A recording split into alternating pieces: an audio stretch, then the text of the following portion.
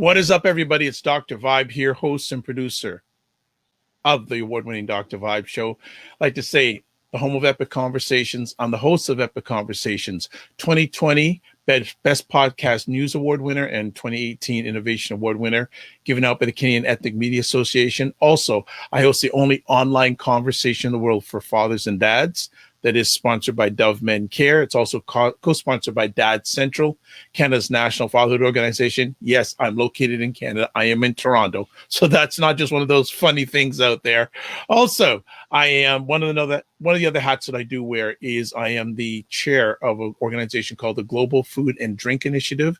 And its purpose as a multimedia not-for-profit is to showcase Blacks in and of the diaspora that are involved in food, wine, and travel. We're broadcasting live today on April 3rd. And one of the new conversations amongst all the different ones I host, and one of the ones I'm getting very passionate about, is this conversation, this journey called Dads Talking, where I have the honor and privilege to speak with dads, most of the time one-on-one and sometimes one in a group, about the journey of fatherhood. And I always like to have new friends on, and the gentleman we're having on today is a new friend that I've met through the Clubhouse platform. And I'll give you his background first, and I'm going to give a special introduction for him too. Malik K Murray is an all-rounded man. He is a humble man of faith, acute businessman, motivational, inspirational, wise, humorous, and witty, calming, spirited coach. Additionally, he shares a highly competitive and compassionate nature to see the world left in a better place than he found it. In his life, fatherhood is far the biggest success he passionately shares. He has had a big influence among the millennials who are stepping into fatherhood, imparting wisdom and gems to help them navigate this lifelong journey. Here is a quote from him. Becoming a father takes courage and consistency to show up for your children, no matter how many flaws they have. Going to welcome for the first time, and definitely not the last time, Malik K Murray. And before I let him share with you, I do a lot of these things, and I'm blessed to reach out to a lot of people. And the minority, and I'm not talking color here, the minority check in with me and continue to give me encouragement. Even though I haven't known this gentleman for a long time, he does that for me. And for that, I'm truly grateful, Malik. So I just wanted to start our conversation with that, saying thank you for your check-ins. Thanks for your continuous encouragement. It's things like that that keep me going, and it's appreciated and not taken for granted. Oh, man, blessings to you, man. Blessings to you. I really do appreciate you. I love what you do, man. And I love the heart that you have for just people. It goes a long way, and we all need it. Thank you. Thank you. Well, that's enough about me today. Now back to Malik. Back to Malik. Malik, thank you so much. I know you are, as we like to say, I like to, you're on the left coast. So it's a little bit after 9 a.m. on a Saturday, Yeah. But Malik told me before we went live, he's been up since 4 o'clock this morning. I've been up since 6, so he got me beat by a little bit. Malik, as a new friend to the Dr. Vibe family, we just read a little bit about your bio, but can we go back to the who, what, where you grew up, a little bit about the younger Malik days? Oh, man, the younger Malik days? Yeah, absolutely. Come on. Yeah, I'm from Philadelphia. Hold on. Oh my gosh. And I say this now more and more. I've had the opportunity to do many of these online conversations. More people from Philadelphia that have been on this platform than any other city in the world. Yeah, man. City of brotherly love and sisterly Philly affection. strong, Philly tough. Yeah, there it is. One of my core contributors, Henri Morris, says, It's time to knuckle up and buckle up if you're from Philly. There it So, is. That's the so sorry truth. to interrupt that, but I couldn't let that by because the Philly contingent would give me in a lot of trouble if I don't hail up Philly. So back up to you, my brother. Yeah, big up Philly, big up Philly. I'm from Philly, little place called Logan, which is literally in the heart of North Philadelphia. And yeah, I mean, I grew up, my mom and my dad were in a household. They were married until my dad left this earth in 2015. So they imparted a lot of wisdom to my siblings and I.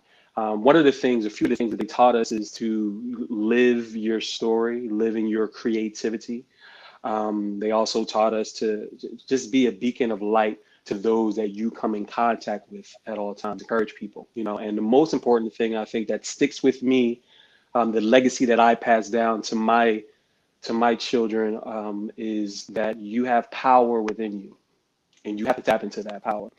I've learned that at a young age, and growing up in Philly, growing up in Logan in North Philadelphia, or North Philly, as we say, you learn fast, you learn quick, how to survive, what your power is, and what type power you're going to exude. So I think, me growing up that way in the area I grew up, I was an athlete. I am an athlete still. Played basketball, played tennis, found martial arts at a young age, and loved and still love doing martial arts. And yeah, I mean, just being that beacon of light, to my friends in the community, being that beacon of light. Just growing up in my household, I'm a middle child, so it was always a challenge, but yeah, the younger me was always about how can I be the best version of myself? How can I be better than my older brother, better than my Yeah. dad? How can that competitive nature, how can I be the best male in the household? So for me, it was always about looking at the standards and the limitations that, the other people had, that I can surpass that and meet these high expectations where, I was just excelling at everything. And for me, that was the competitive edge. And one of the things that I'm learning as I get older is that came with a cost, because it damaged relationships. Because it was just me like, hey, I'm just going to be the best at it. I don't care if you're not as good as I am. You need to step your game up. You need to find a way to come to where I am, so we can be on the same playing field, and so we can be in the same, in that same space. And if not, forget about it. You know what I mean? Like, you just can't hang. And as I get a little bit wiser, I started to understand that that's a toxic thought process. And I learned it, I'm not gonna say I learned it in sports, but sports feeds off of that. Being, just playing sports and at high levels, and competing with martial arts at high levels, it gives you this desire and competitive nature to just kill or be killed. Hmm. And it's a thing, it's a nature, that a lot of people possess. And that at the younger me, it was hunt. Let's go hunt, seek, kill, and destroy, as quickly as possible to get what I wanted. And that's what I learned growing up in Philly. And some of my friends, we all have our own paths. Some of them chose different paths, and for me, my father was like the dad to all of my counterparts. All of the peers, all of the young men who never had a father, the fatherless, young men in the neighborhood.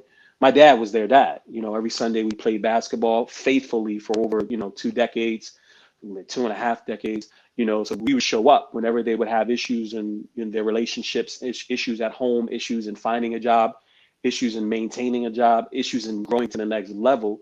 My dad would give them the wisdom that they needed and partake in the encouragement that they needed and the tools to actually navigate those situations to make them become better men and fish, right? Like the parable, teach a man how to fish and don't give him fish. So my father was that, he was that being in the community where he did that naturally. It just was a gift that he had, and a lot of young men, and a lot of the young men thanked him for that, you know, and I feel like I've taken on that legacy naturally, you know, and being that beacon of light and giving wisdom and giving, you know, just as much as my experience that I can give to those who seek it, you know, because everybody doesn't want it, right? Everybody thinks they, everybody doesn't want it, you know. So what I've learned, you know, is to, in my, as I become more wise, is to not force feed anyone food, right? And just allow them to come into whenever they desire it and seek it, you know, have it there for them, you know. But with that, I've learned to become a better listener as opposed to just going out and speaking. And it was all in my childhood, growing up. You know, I listened, I watched, you know, my parents interact. You know, I watched, you know, my brother. You know, my brother went to school with. I'm gonna just big up my family. You know, my brother went to school Sure. to a creative performing arts school, and he went to school. I grew up around, you know, a lot of, you know, people who are in the industry and that are famous right now. You know, I grew up around people who have mastered their art, you know, and they've made a living out of it, you know, and the world knows them. So I've been around talented people and creative people, and you know, in my, you know, just my whole life, athletes, successful athletes. I've been around that my whole life. So for me, it was like, how do I just observe? How do I be a fly on the wall to see who they are, to see how they became masters at what they do, but more importantly, to see why they love what they do and how that gift, you know, really does illuminate themselves and everyone around them. How does that gift inside of them, how do they activate that? Like asking myself these deep questions. And, you know, the younger me, when I, you know, started to pay more attention to how things operated, you Mm-hmm. know, I started to grow just a lot, you know, a lot more. I guess not a lot more, but just I guess more wiser, and I started to observe things a little differently than a lot of my counterparts and a lot of other people observe things. Yeah, and you know, and since we're talking about childhood, like one of the things that my why, and now I'm gonna be vulnerable because this is part of my personal growth. So growing up in Philly, right? And when you hear hard knocks and you hear all of these things, and you know, there's something significant behind that. And I'm pretty sure that, you know, people, you know, I live in Los Angeles now. People can say that from South Central and Compton, you know, they can say it in Watts, the jungle, wherever you are, Inglewood, some parts of Inglewood. Growing up in these specific areas, right? There's something that that you get when you come out of these areas that that can either help, that can help you and hinder you depending on how you internalize it. So for me, my whole high school, from, you know, from freshman to senior year, every summer, one of my friends was killed. Right, one of my friends was murdered. You know, every summer break, you know, and I would see that and I witnessed that. You know, and for me, it was like, yo, there has to be more. There has to be more than me seeing, you know, my friends that are my age, between the ages of like 16 and 20. There has to be more than me seeing them, not physically seeing them lose their life, but me seeing them one day and then no longer seeing them the next day. So for me, there was a journey that when I started to experience this, you know, mentally, the mental health that the effect that it had on me, I took it and I really went on this journey of inner peace. I went on this journey of self-love, and I went on this journey of exploring how can I be a beacon of light to those who really need it, right? How can I deposit something inside of someone? Well, we already have it in us, right? It's just a matter of, do we understand what it takes to activate that? So for me, growing up in Logan, and experiencing this, right, and it being a normal thing, it's normalized, right, and me seeing this put me on this journey of like, yo, there has to be more, and I'm going to contribute to the light in everyone. I'm gonna find that light in everyone. I'm like, that's what I'm going to do. And not only find it, but I'm going to encourage people to tap into their light. I'm going to encourage people to understand that they have a gift within inside of themselves and they have a purpose, that, you know, whoever you believe in, you are here for a reason. You are here to do something specific in this specific time that you are living on this earth. See, we all have our gifts, right? And I realized that seeing that all these talented young Black men lose their lives, you know, to whatever you to the streets, however you want to look at it. But being in high school and witnessing this just gave me something internally to strive for. It gave me a why to be like, you know what? There's more out there that we all need to experience, and I want to be a part of experience of showing people that you can choose something different. You can choose something more. You have more creativity. You have more of a gift inside of you. You know, whatever it is, you know, however it is. Let's figure out how to unlock it. You know, and I went on a journey of taking the time to spend with people that I don't even strangers I don't even know, you know, and really like seeing them like with a broken wing and kind of being that vessel to help them, you know, build that wing up and understand, like, you know, like my dad used to do. I used to teach them how to fish, you know, and that's been my childhood, you know, journey in a snapshot. Wonderful. Like to say shout out to one of the great supporters of the Dr. Vibe show, Divine Right, chiming in from the DC, Virginia area. Always good to have you here. Malik, before we go any further, want to say condolences on behalf of the Dr. Vibe family to the loss of your father. Condolences Appreciate on it. that. Um, and I just want to stay with your parents for a moment. What has your mom instilled in you? What has your father instilled in you? And what have they, when they were a couple, what did they instill in you? Because I think those are three distinct things that I'd like to hear you share about. Yeah, my mom, she instilled, um, you know, compassion. She instilled strength and inner strength that I had that or have, you know, that she brought out of me, you know, and you know, my mom is on ride or die, so yeah, she instilled these things. Real talk, you'll hear my East Coast come out from time to Yeah, time, yeah, you I'm know. hearing it. I'm hearing it.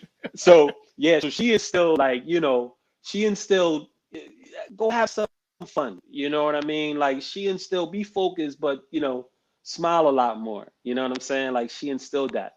You know, where my father, he instilled work ethic. My mom instilled that as well too, but my father, to be distinct, he instilled, you know, manhood, what manhood looks like. You know, in his generation, like, you know, how you provide for your family, how you show up, even though that you as an individual are flawed, right? Like how you show up for your family, how you're present for your family.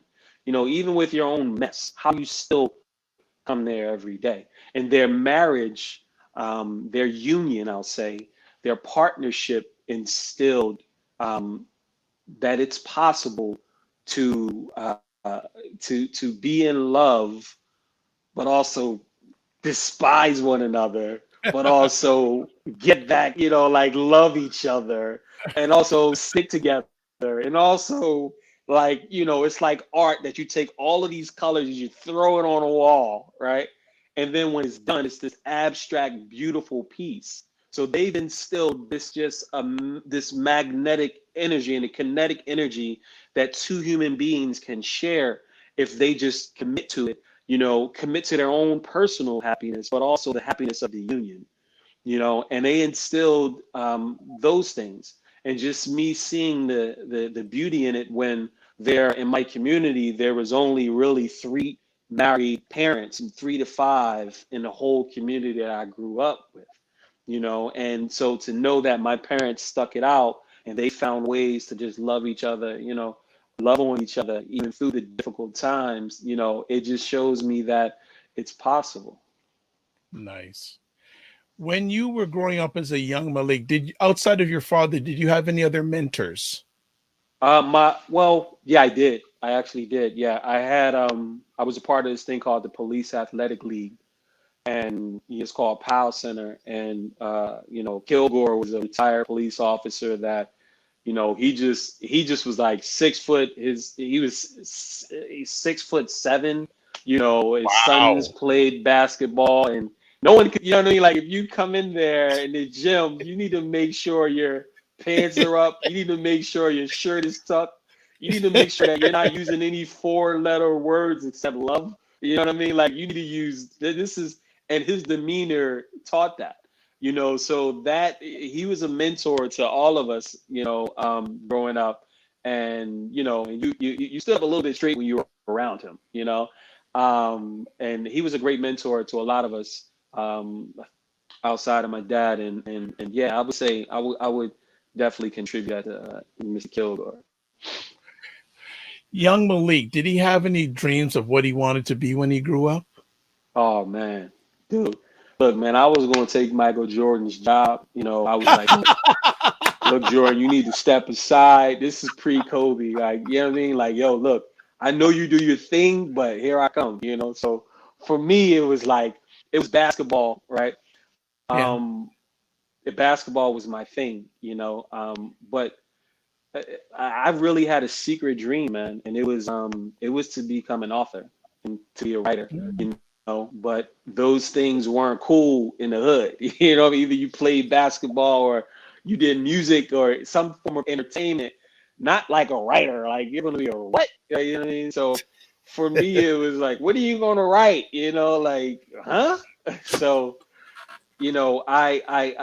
I secretly honed writing my thoughts, secretly honed just expressing myself when I was going through pain in journals, that I still have to this day. I have over probably 40 journals that I've written in, and I have Wow. short stories and, like just what I've seen growing up in Logan, what I've seen, growing up in Philly. I've just secretly I've been a writer, and an author, So that's a dream that has always been since I was published when in the fifth grade. I wrote a piece about What? true friendship. Yeah, I was published in the Daily News, and then it also when I Oh, transitioned to sixth grade. congratulations. Thank you. When I transitioned to sixth grade, I was published in a yearbook as well with this same poem. And I just hit it. Like I just put it under the rug, like, let this rug up. Sweep, sweep, sweep, sweep. Let's go play some basketball. So yeah. Wow. Do you still have those poems? I do. They're back in Philly, which I'll be Oh, getting them this year. I'm gonna get like please do. I have a whole like they're all back home, so I'm definitely going to get those. Wow. Well, you've got to support her in divine rights. Love your quote, how you show up, even if you're flawed. And then she says, yes, I played for PLA basketball through Boys and Girls Club in Yep. Jamaica, Queens, all through high Jamaica school. Queen. Yep. Yep. Yep. PLA Pal. Like, yeah, we traveled, like, we did a lot with Pal. Pal was like, man, Pal was great because we had, they introduced me to baseball. And then the first time that ball came towards me, like 75 miles per hour, I was like, nah, you're not going to mess up this. So we need to change sports, quickly, we can't, that's not going down. So then I started playing tennis, and I actually Wow. got really good. I was ranked number 2 in the city, and then we were going to states, but I had to commit, and the commitment was either you give up basketball and you go to the national NJTL, forgot what it is, but the National Junior Tennis League Association, and I would have to go in and play in Arthur Ashe Stadium in Philly for the winter, but I would have to skip my basketball season. And my logic, just so you know where my mind was as like a 16-year-old, my logic was like, well, how many girls come to the tennis matches, right? Like that was my logic. Okay, no girls come to the tennis matches, so okay, I'm clearly playing basketball. So I never had wise counsel when it came down to, look, you should have played tennis, okay? That's hilarious. Oh my True goodness. story. Oh, that's good stuff. That's good. And Divine Right is saying here, Pal kept me out of a lot of trouble. Absolutely. I agree. That's Excellent. real. Yeah. Um, with yourself as you're going into young manhood, um, share some of that journey. What were you doing professionally, educational wise, and how was that time of your journey? Yeah.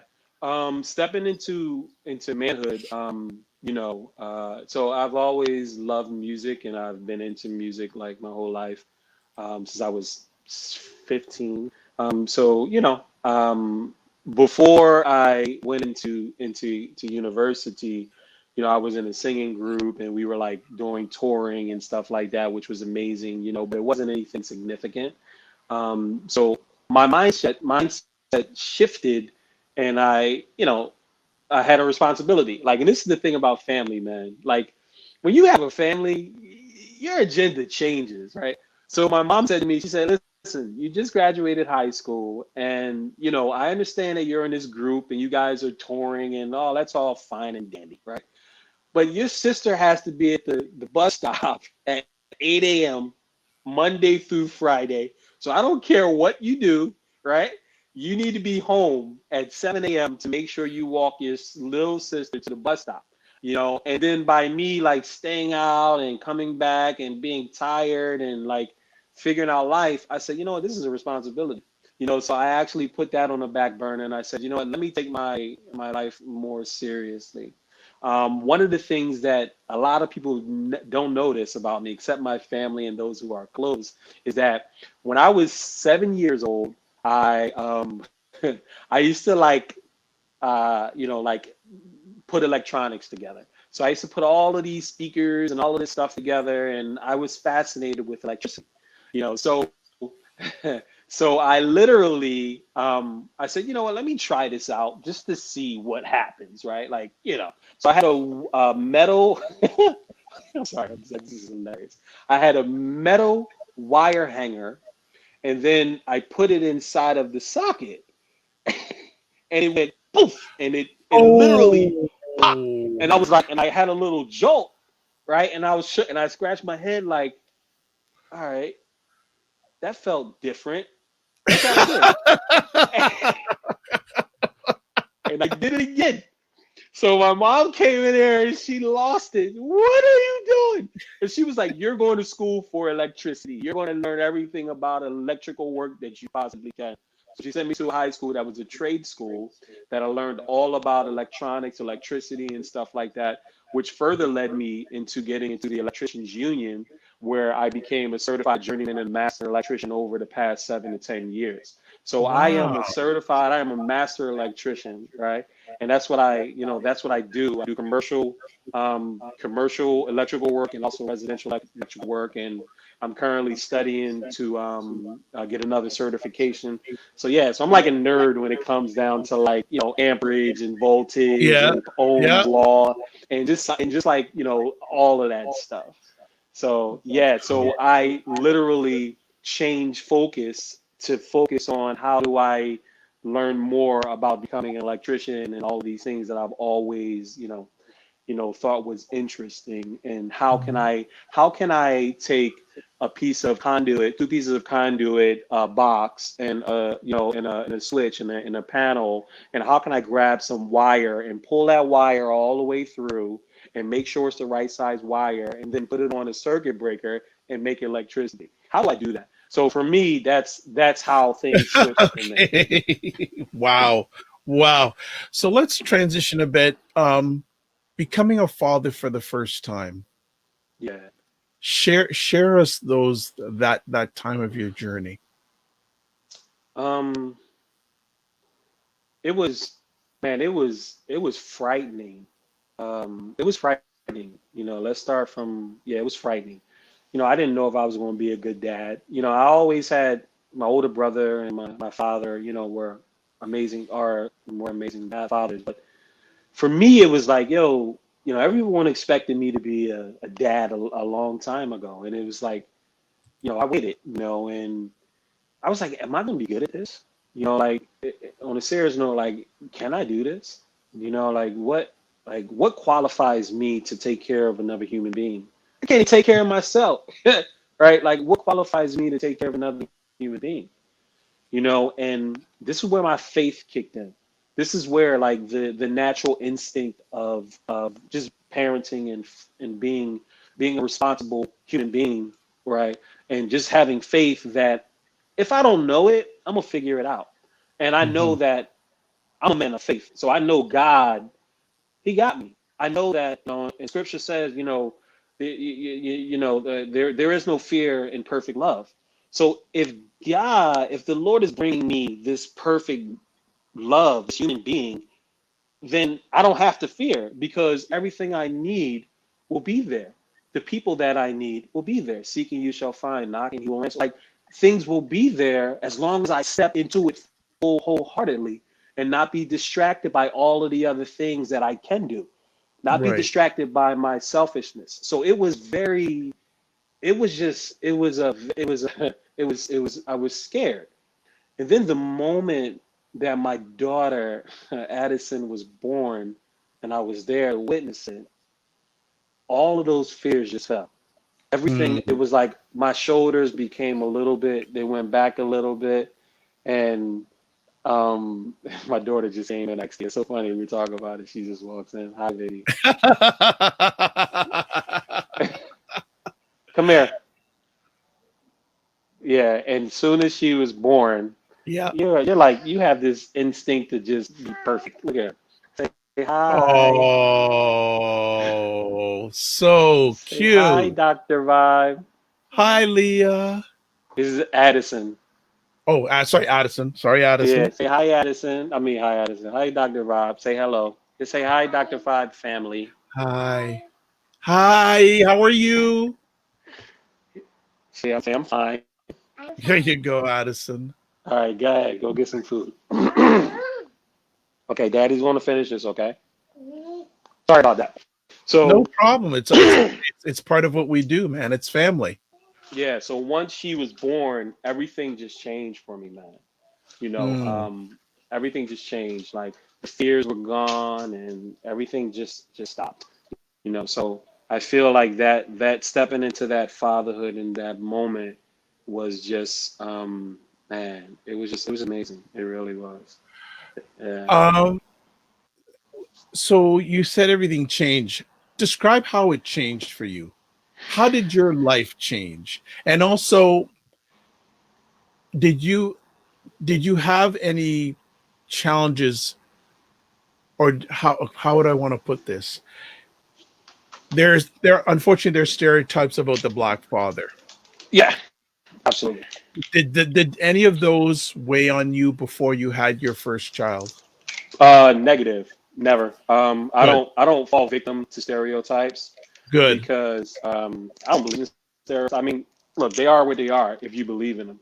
Whatever you Mm. give energy to is real, right? So at the end of the day, I wasn't worried about what people saying about any stereotypes about, black men. I've been around amazing black fathers my whole life. I've been around, beautiful marriages, beautiful partnerships my whole life. So for me, that didn't affect me at all.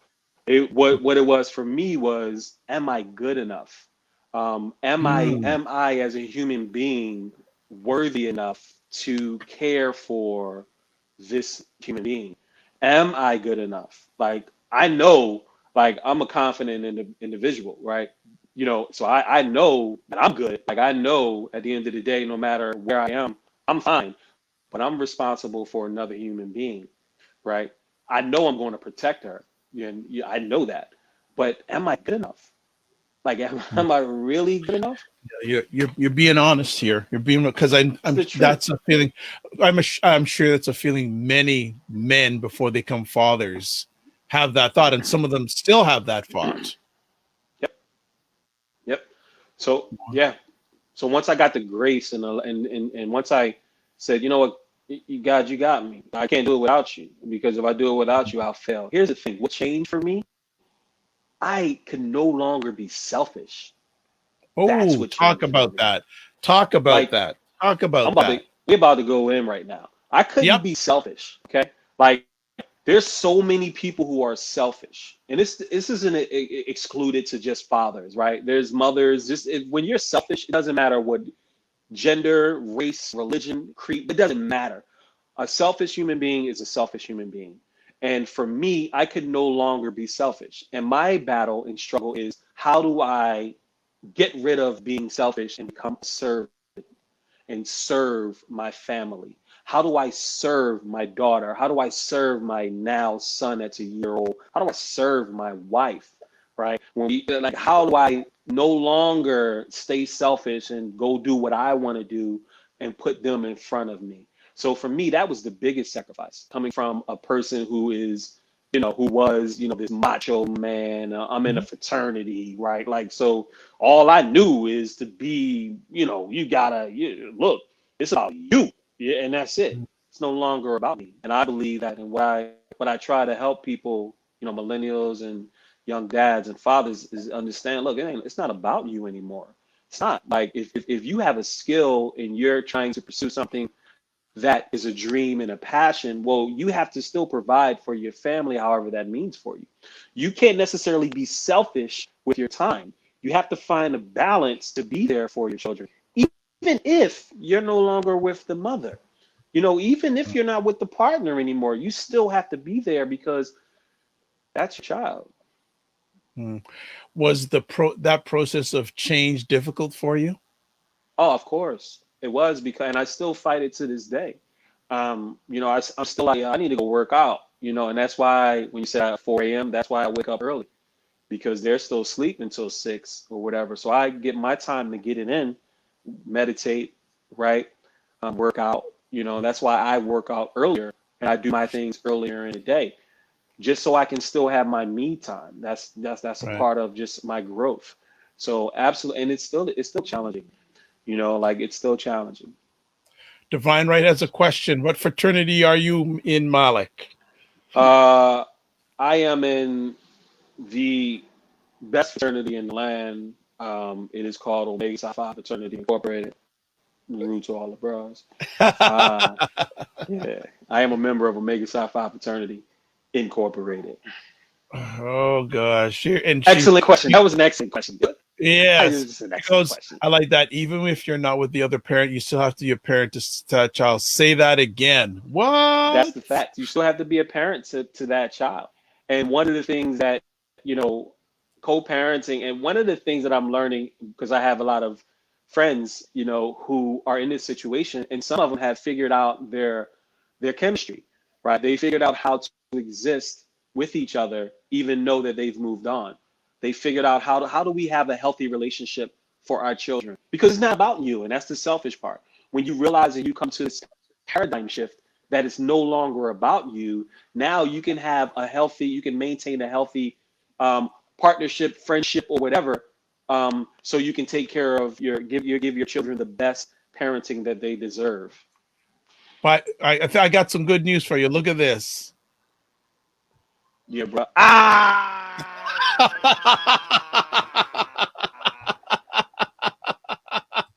Pleasure meeting you. My wife's a Delta. So yeah, Oh, yeah. My wife's a Delta. Yeah. um, this is. I love these conversations because I love when people meet that have things in common. It's interesting. I'm gonna ask you, and I've had a few conversations in this series, and there's a gentleman named Robin Seeger who's in Bali. You may have seen him on Clubhouse, and I remember when I had him on, he said when a child is born, not only is the child is born, but the mother and father are born. Ooh, that's powerful.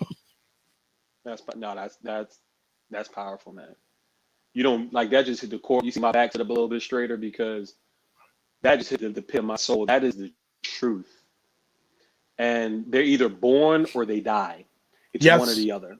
They are born or they die, because a lot of people they don't realize the blessing in it, and they try to hold on to their old self, and you can't hold on to your old ways. You cannot hold on to that when you bring a child into this earth. You have to change and you have to grow, and you have to, for your own survival, you know. second childbirth. How is it different, and how how was the after different than the first time? Because the first time you said you had to become less selfish. Yeah, How yeah. how how did you change, if anything, after the second birth? I mean, it's my son now, so it's a little bit. My voice got a little bit deeper. If you can just tell from that tone, that my voice just got a little bit. The register became a little bit lower. I'm sorry. I love having fun, man. So Yeah, well, yeah, I'm having a good time too. So let's chop it up, man. That's great. That's yeah, great. man. I mean, it's like, man, I just it changed just because, yeah, it's now I have a son. Now it's something new. It's a whole new raise. Like my child is one. My son his name is Aiden. He's 1 years old, right? This kid climbs on everything. When I say everything, my gosh, this kid climbs on everything. And I'm like, yo, he's only one. Imagine when he turns two. Like he's going to be climbing. So the energy, if you think I have a lot of energy, like my 1 year old is first of all, my 3 year old is amazing. Like her energy is just insane. But when it comes down to him, man, his energy he's climbing on everything. So I think how I changed is that, I have a son now. So I have ways that I want to impart into him, that I've learned, and what my dad taught me. And I look at how my dad, helped me become the man that I am, and to actually impart that into my son. It's just, yeah, man. It's like it's a great thing. Good stuff. We're gonna do a little bit of a pit stop on the fatherhood bit for a second, but I want you to Awesome. want you to talk and share about your book, Unlocking Your Oh, okay. Gifts and Finding Your Purpose in Life. Tell us about that. What's the backstory on that? Man, the backstory is I've always I've been a closeted author, like I said before.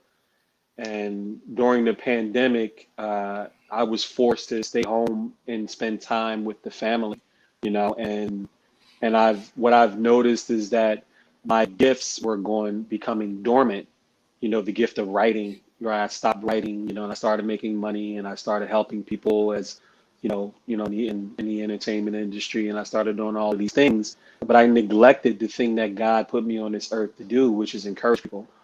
So the book was born through this time of through the pandemic, and what I've realized is that we all have gifts inside of us. And a lot of times we just don't know how to access them or unlock them. And when I began to write, it was once again, it was the same feeling of when my daughter was born, of this weight just falling off of my shoulders. And it was like, man, wow, this is a gift and we have purpose. And I lost track of that. So Mm, when I started to write again, and I've never actually finished anything when it comes down to writing in a book, right? So I you're said, kidding. I've never finished anything. I've never finished, and I've never published except that one poem.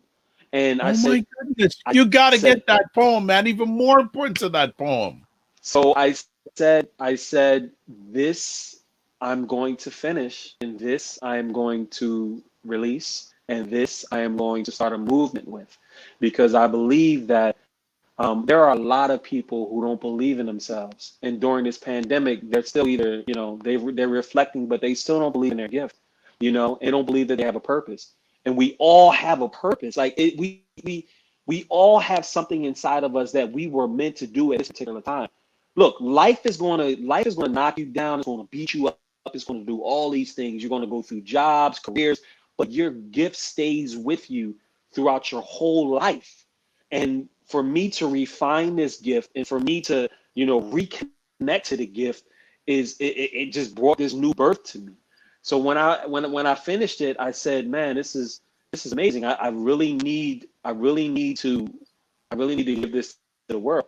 And it's just an offering to people who actually don't believe in themselves anymore, and don't believe that that gift that they had when they were 10 years old or 15 years old or even 25, whatever it is that they came upon, that doesn't exist in them when it really does. How long did it take you to write the book? It took me my whole life, but it literally took me to sit down and understand my writing style. See, I can't really sit down and just pen, right? Like I have to talk into my phone and the notes portion and have it, transcribed.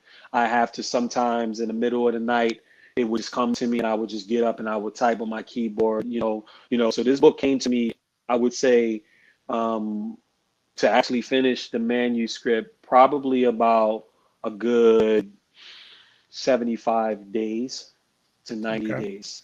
And then the whole process of the art and the graphics and all of that is another thing. But if you look at the photo, I'm holding my son.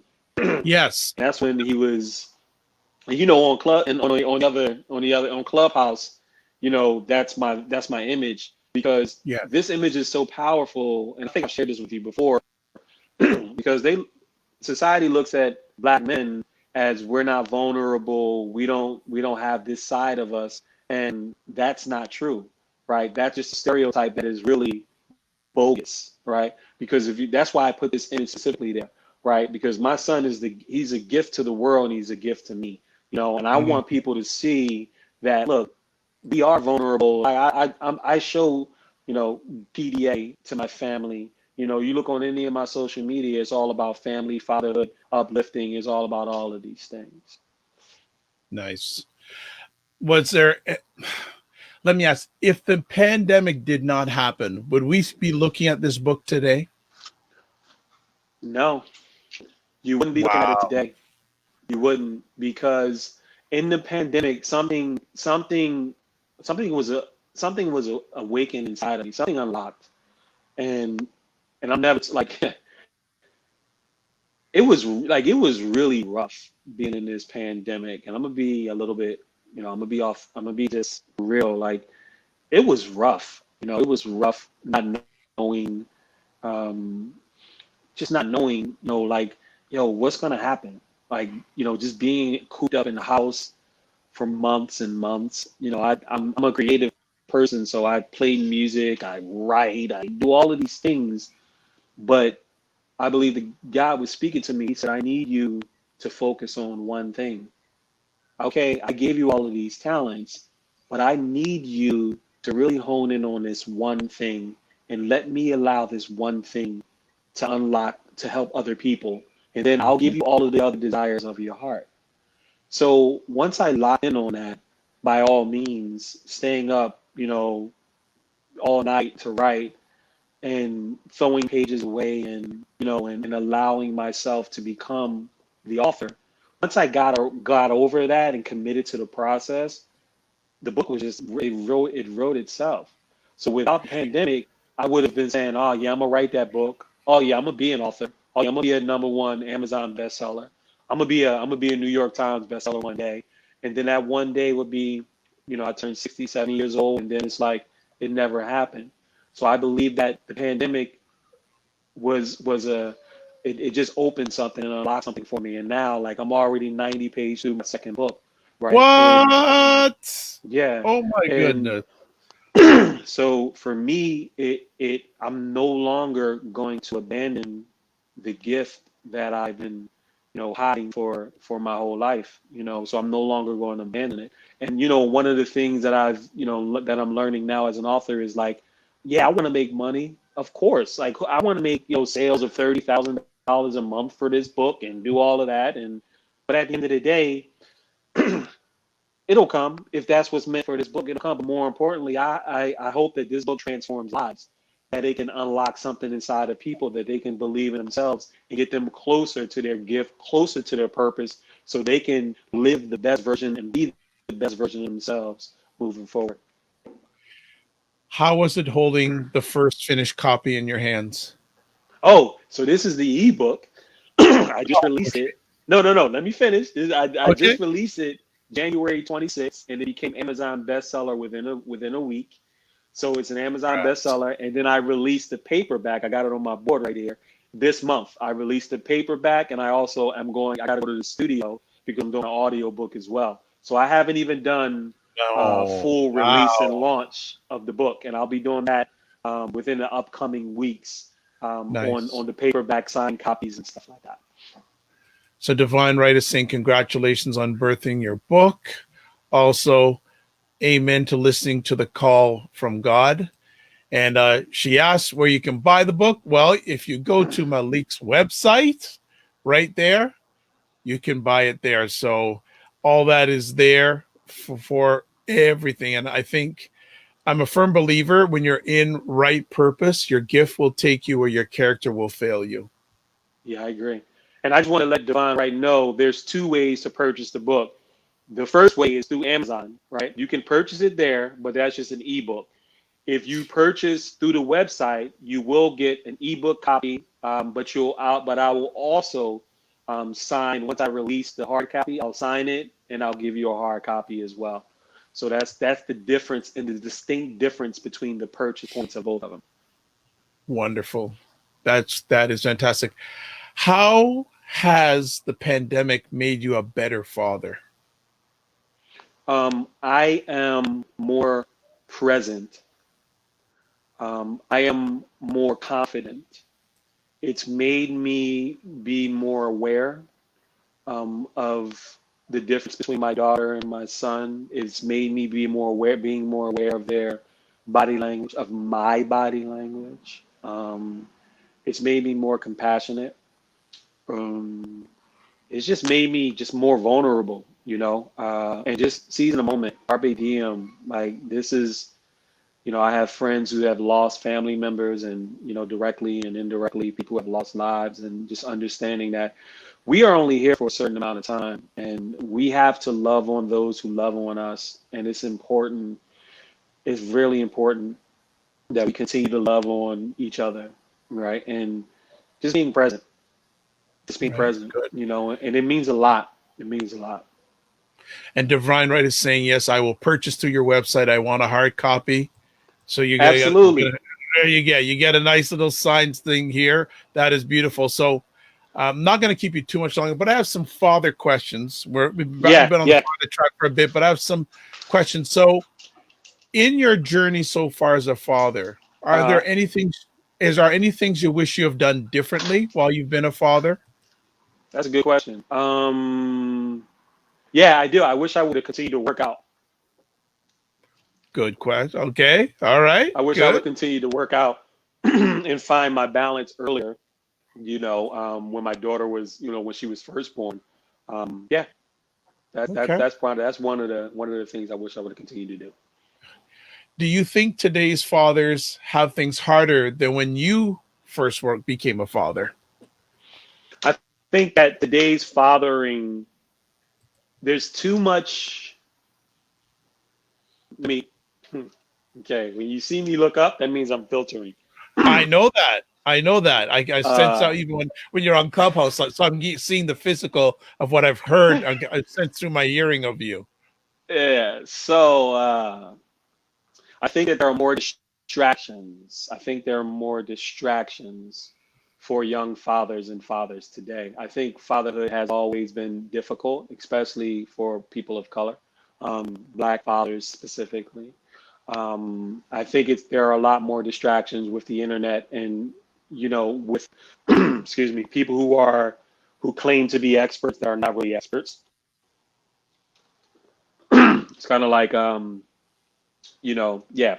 I'm gonna give an analogy. It's kind of like someone giving me fatherhood advice, and they're not fathers, but they mean well, but it doesn't necessarily translate well. So I think that the distractions can really hinder a lot of fathers, and can really lead them down a wrong direction. I'll give you an example without being too specific. There was someone that I met who was a father, and he never really he's never present at home, but he's very successful, right? He's very to the world. He's very successful, but he's not really present in his family. If you ask his child, what would you want your father to do more? And they will probably say to spend more time with me.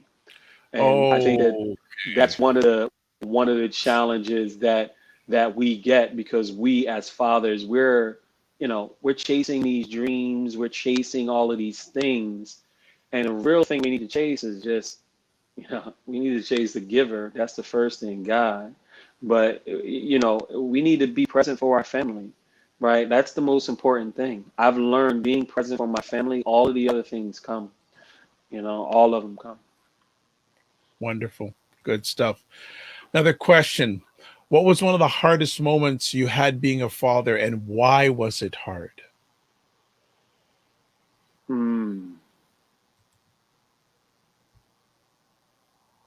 Um, Accepting that I'm not right all the time.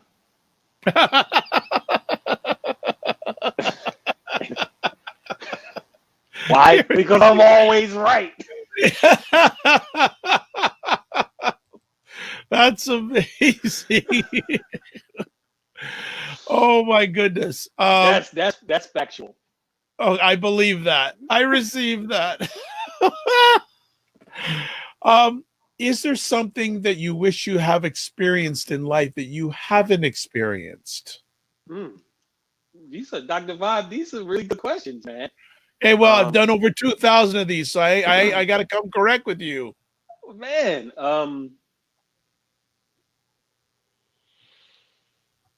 Yeah. Yes. Yes. Going on a personal retreat for a month, and just a meditation retreat for a month, just on a secluded island, no cell phones or anything, and just really tapping into just me. Hmm. That's something that I want to experience that I haven't experienced yet. Okay. What are the three happiest moments in your life so far? Mm. Um, Marrying my wife, who's my rock. Um, she's also she keeps me in check. um, the birth of both of my children. Mhm. Um, and I'm gonna be honest, man. I'm gonna be honest, man. The birth of this book, man. I'm really excited about this journey. I'm not even gonna lie. Nice. Nice. Yeah. If you're comfortable, how did you meet your wife? Okay, so that's perfect. That's a great question, right? Like, so this is my opportunity to tell my portion of what really happened, right? She can't defend Okay. herself, so she's probably looking and she might chime in or she might not. But it's my story. Well, that's why I asked the guys this so they can get their version out without being contested in real time. I walked into a room at a university she attended, and I walked in there with my brother, and she looked at me and she just fell in love with me. And I mean, from that point, the rest is history. I mean, what more do you need? I'm glad I'm living in Toronto and you're on the left coast because she would give me crap for asking why are you getting his version of this. Come on, why are you getting? Oh, you see, okay, hold on. You see, okay, watch.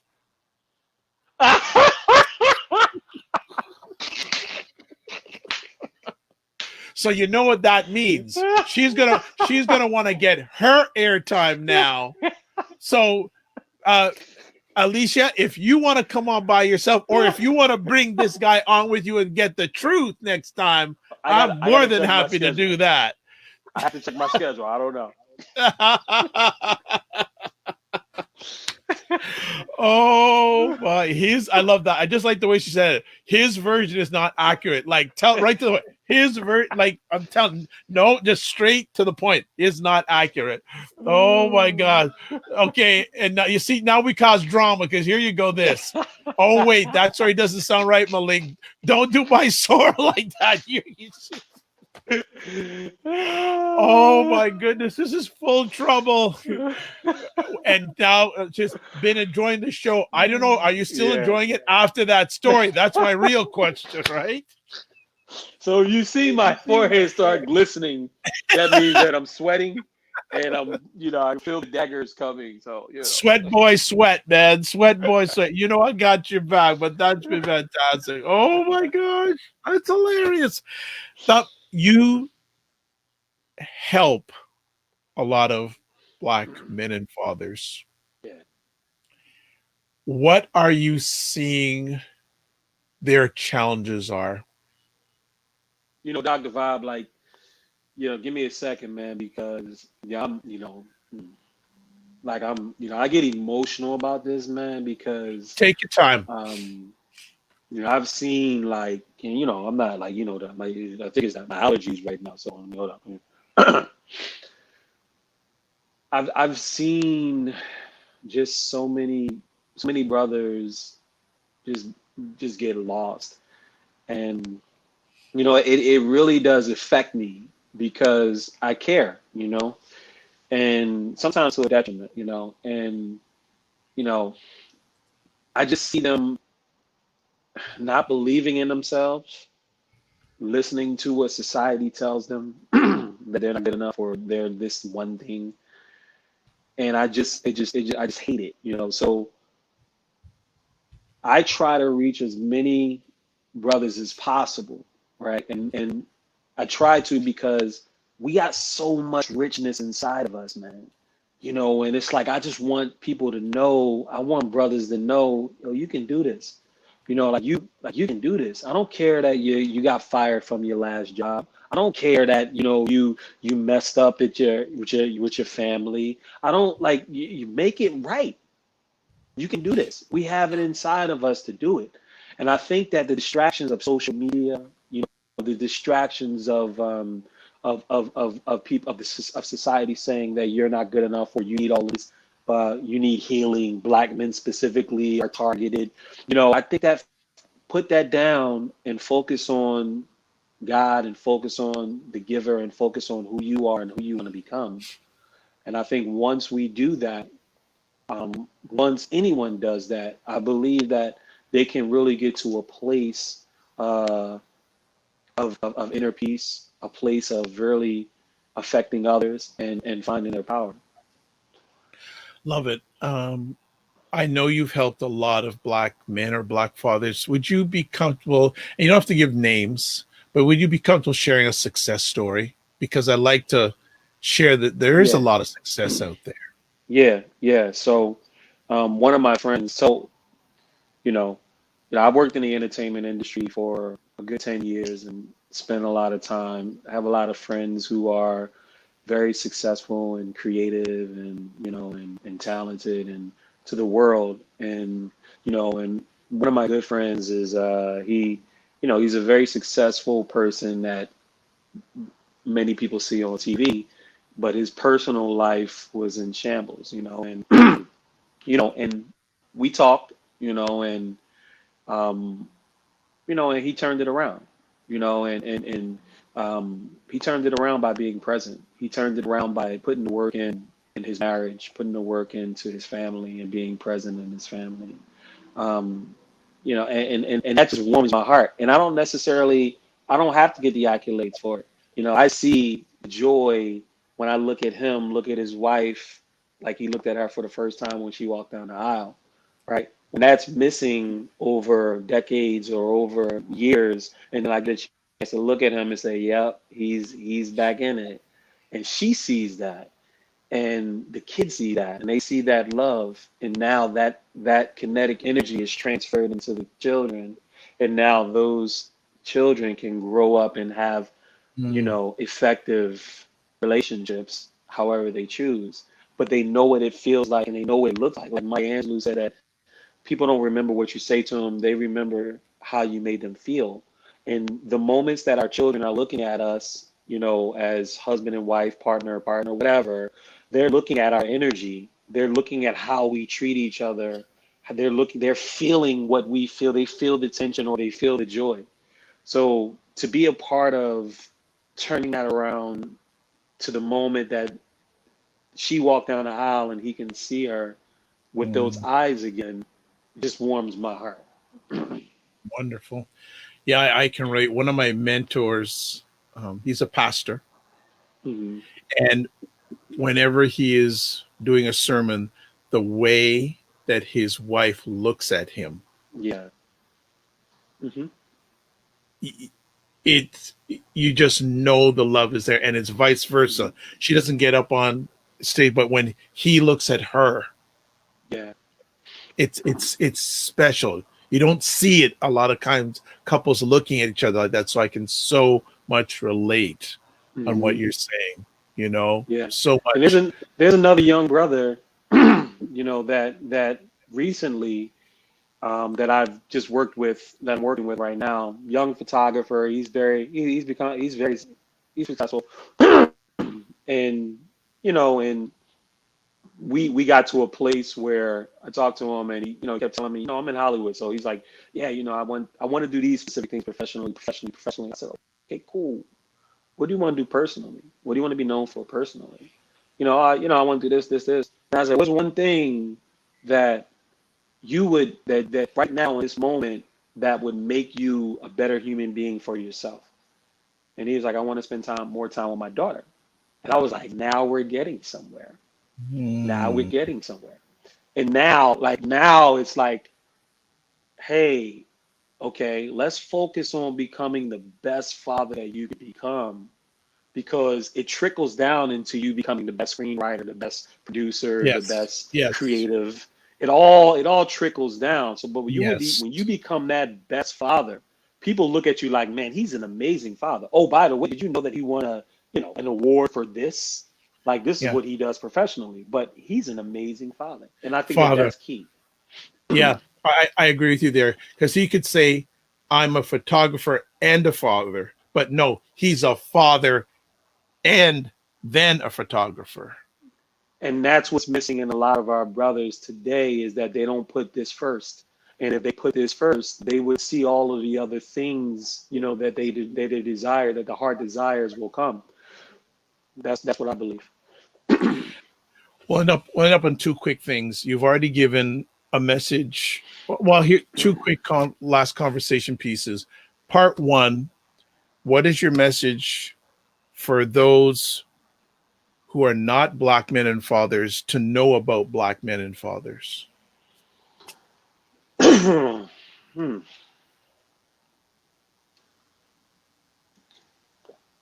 Mm. Um, I want them to know that I guess we're fathers. There's no color, there's no race to father. You know what I mean? Like, we're fathers. That's it. Mhm. We're fathers. And there's no separation, right? Right. There's no separation at all. We all have, blood going through our veins. We're fathers, and that's it. Fatherhood is fatherhood. Like, no matter what race you are, you experience the same thing. And I've been on several platforms where there are so many different, diverse. There's just a lot of diversity, and some of my Caucasian friends would say the same exact thing as the brothers, as my Indian friends, as whoever, right? They all would say the same thing. Did you walk on that dinosaur last night at 3 a.m. in the morning when you went to the bathroom? Yeah, I stepped on that dinosaur too, and my foot is bleeding from it. Like, we all do this, like, it's all the same thing. Toys, we don't see them. You know what I mean? So that's what I would want to say. Yeah, because you before that you gave a great message to the Black fathers about putting the fatherhood first. It was Absolutely. great. So, final conversation piece. How would you like to be remembered? Um, I would like to be remembered as a son of greatness, a father of um, two amazing children, a an advocate, a person who is an advocate for making the world and leaving the world a better place. Um, yeah, man, that's a deep question. Um, I just want people to win, man. And Mm-hmm. I want when people look at me, I want them to say, he changed my life from one conversation. He changed my life from one post. He changed my life just looking at his video, from reading his book. He really did give me tools to really live the life that I was supposed to live. And that's what I want to be known for. And he loves his family. I'm a family man to core, right? And I care about our community. I care about people. And one little fact that I'm leaving to the end is I'm a chaplain for law Yes, enforcement, you are. Yes, you are. and a lot of people don't know that. And it's a volunteer position, here in California. And I'm gonna share a quick story. So I Go ahead. recently was pulled Take your over. time. Take your time. I recently was pulled over um, by a white cop, young male, and and his partner, a white female cop. And they pulled me over, and they asked me about my tags, and I told them. And I was like, oh, okay, can I see your license and registration? So I gave them my law enforcement ID. And I was like, oh, he's like, oh, you're good. And I said, no, come here, let me talk to you for a minute. I was like, how you doing? Like, how's your day going? He's like, oh, it's great. He's like, I said, yeah, I'm the chaplain for, the PD. And he was like, I know you. And I said, oh, really? Yeah, you pulled me over about a week ago and you prayed for me at a red light. And you don't know how bad I needed that. Wow. He said, you don't know how bad I needed that. And it brought me to tears. And I'll be seeing you guys. I'll be seeing y'all around. I'll be around more and you'll see me. And he's like, I really needed that. And he's like, thanks. And that just goes to show you, man, that we can be a change. We can change our communities by being invested in our communities. And sometimes we need to do things that are uncomfortable and it doesn't look like the public wants it to look. We need to do things that are a little bit outside of the box, and for me, being a part of that change, now that changed the trajectory of how that officer interacts with people in our community. And I think it's important that's a lesson, that's a learning lesson right there. It's important that we continue to be pillars in our community and find ways to strengthen our community. And this is just my way of doing it. And so that's what I want people to remember me by. Don't need to add anything more than that. That's outstanding. Malik, thank you so much for taking time out of your positive, productive schedule, your own, your families, the communities. I knew that this was going to be an epic conversation, and it has been. And as I said before, we went live. You have a home here anytime you come back. No, I think you're going to be coming back with someone else to get a story straight. I got to check my schedule. Yes. So for those who want to get in contact with Malik, his website is here, malikkmurray.com. Also, you can find him on Instagram and Twitter at Malik K Murray. He's on Facebook as Malik K Murray Inspiration. And the title of the book, Unlocking Your Gifts and Finding Purpose in Life, is available Amazon, but go to the website, get it from the website, because you're going to get more value. Absolutely. For buying it from the website. I would like to thank, first of all, Alicia, the true storyteller. Alyssa. Sorry, that was my head, not my heart. I can get out of this. I don't know if you're going to get out of your story. That's a whole other conversation. But Alyssa, no worry. Much love. Also, Divine Right, thank you so much for watching the whole thing. She's saying, this was so great, powerful, inspiring. Thank you, Dr. Vibe and Frat. Absolutely. So that is good. So I'd like to thank everyone who watches live or on the replay or who's going to be listening to it on the replay. Malik, again, thank you so much for taking the time. And remember to give yourself grace. Yeah. Very important. I am Dr. Vibe, host and producer of the award-winning Dr. Vibe Show, the home of Epic Conversations. I'm the host of Epic Conversations. Oh, Alyssa, thank you so much. Wonderful show. I'm glad I'm in your good books. I don't know if your husband's in your good books, but that's going to be another conversation. But I'll help him out if I need to, all right? That's all good. You can find me. The best place to find me is at my website, and my website is at drvibeshow.com. On Twitter, I'm at drvibeshow. There's me on Facebook, the drvibeshow. YouTube, it's the Dr. Vibe Show. If you want, you can. And email me, dr.vibe at the drvibeshow.com. All these other things, just get in contact. The website's the best. That is the best. So just want to let everyone go here the way I do it. Dr. Vibe 2020, Best Podcast News Award winner, 2018 Innovation Award winner, given out by the Canadian Ethnic Media Association. Also, once a month, hosts the only online broadcast in the world for fathers and dads. It's sponsored by Dove Men Care and Dad Central, Canada's national fatherhood organization. And then finally, not once a month, all the time now, I am the board chair for the Global Food and Drink Initiative. It is a organization, multimedia nonprofit that showcases Blacks in the diaspora that are involved in food, wine, and travel. This is my sign off. Live your life as a dream. If you can dream it, you can make it. Sometimes you have to get smaller to get stronger. Block assumptions, then aim bigger, aim better, aim higher, aim wider. Love, faith, and respect. And remember to give yourselves grace. God bless. Peace to all. Keep the faith. And one other thing, if you have a father that you feel should be on this platform doing a conversation with me, please reach out to me. God bless. Peace to all. Keep the faith and walk good.